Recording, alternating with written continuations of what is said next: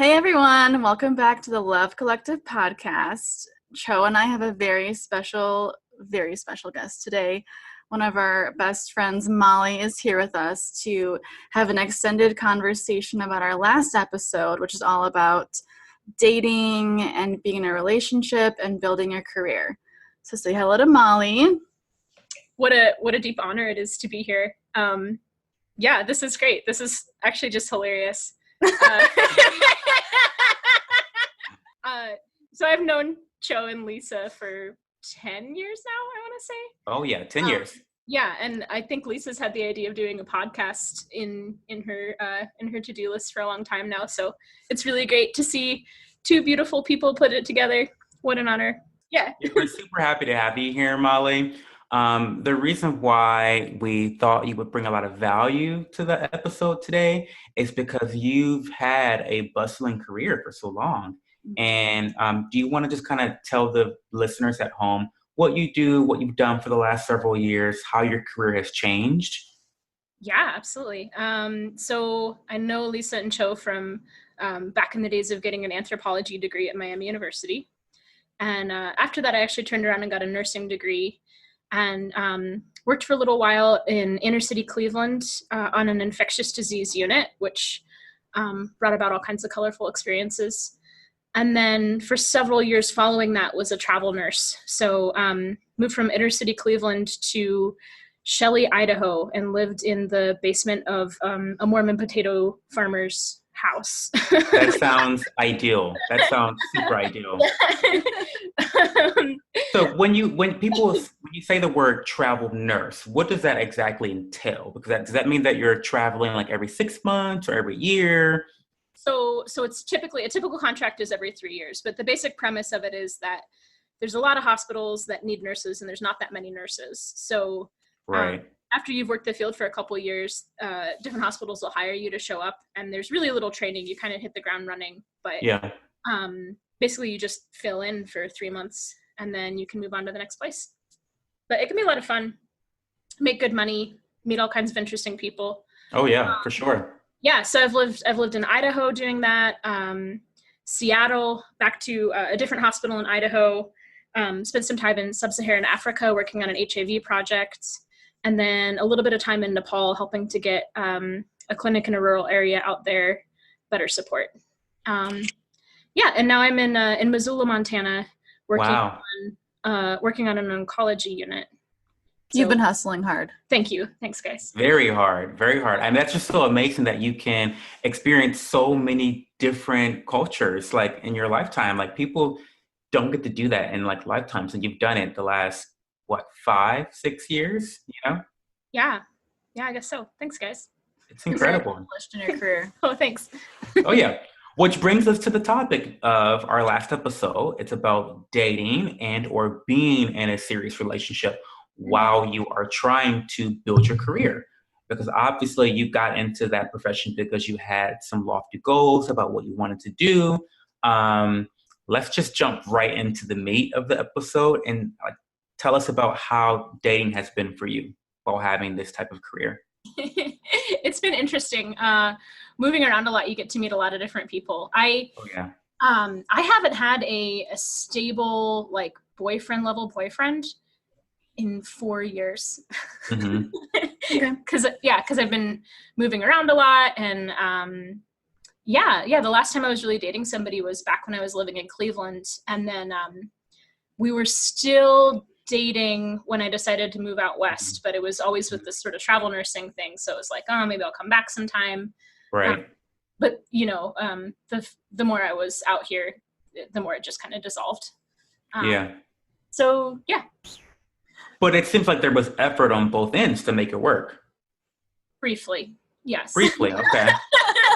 So do you feel, so the question is, because I know some flight attendants who I guess could have a similar experience of like always kind of moving around, not being stationary. Sometimes they feel like they don't want to become attached to another person because they know that, sorry, my dogs. So yeah, I know someone that is like a flight attendant who they travel all the time. They can be not stationary, so they feel like they aren't ready to be in a relationship. It's And so that hard. yeah, it can push other people away. Do you feel like that's something you do, or are you open to like finding a serious relationship? I am open to finding a serious relationship. Hmm.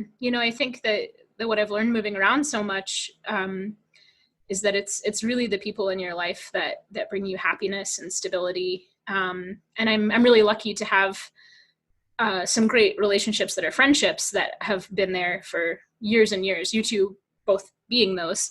But I think there's certainly value to having a real connection and a partner in life. It Hmm. seems to make a lot of things easier. I will say, to the point that you're saying flight attendants maybe don't want to settle down or whatever if you travel a lot. But what I've also seen more, and something that I know that I have done, is if I'm just not feeling it with somebody and I know I'm going to leave soon, it's really easy to say, hey, I just don't want this to be too serious because I'm going to leave, just so you know. Whereas Right, if I right. was into that person, I think I'd be trying to make exceptions so that we could do something long distance, or maybe I'd extend my contract. Hmm. But if I'm not feeling Sure. it, I think it's a really easy excuse that myself and other people use. So with Cleveland Bay, did you ever go through a time when you tried to figure out, should I leave or should I not leave because I want to see where this goes? Um, I knew that in order for me to feel fulfilled with myself, I needed to leave Ohio for a Hmm. while and explore. Mm-hmm. So I think there was a time that we were both making an effort to make it work long distance, because it was like, well, perhaps I'll go explore and then I'll come back to Cleveland and then we'll get more serious. So that was on the table for a while. Yeah.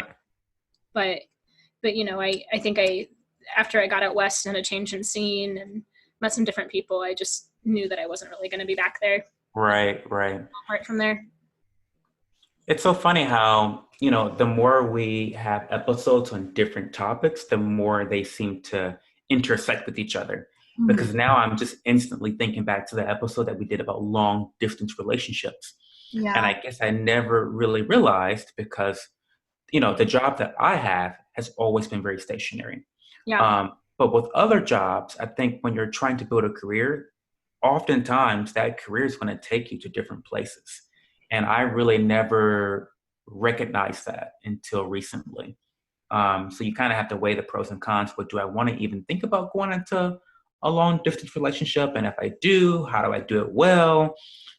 It can be complicated. With you moving around a lot with your travel nursing job, do you come across that where like, ooh, you just met someone who you're kind of into, but next week you're moving to Seattle for your job? Yeah. Like, does that kind of put a fork in your road sometimes? Yeah, I mean that little situation happened once, in fact. Mm-hmm. There was a guy in Idaho Falls that I was pretty into.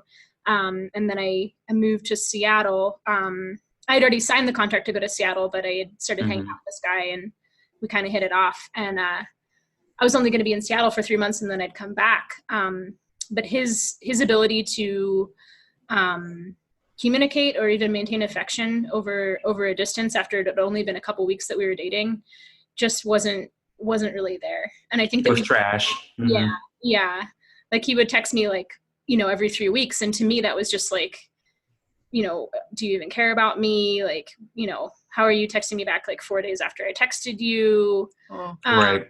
Yeah. Yikes. Big But yikes. meeting up in person, it was like, it hadn't been a problem. It didn't even register as like poor communication. So I think that we had very different expectations about what like communication over distance looks like. But yeah, I mean, to answer your original question, yeah, that did put a fork in the road, because I ended up coming back to Idaho Falls to continue to date that guy. But didn't work out, but that's all right. Wow. Let's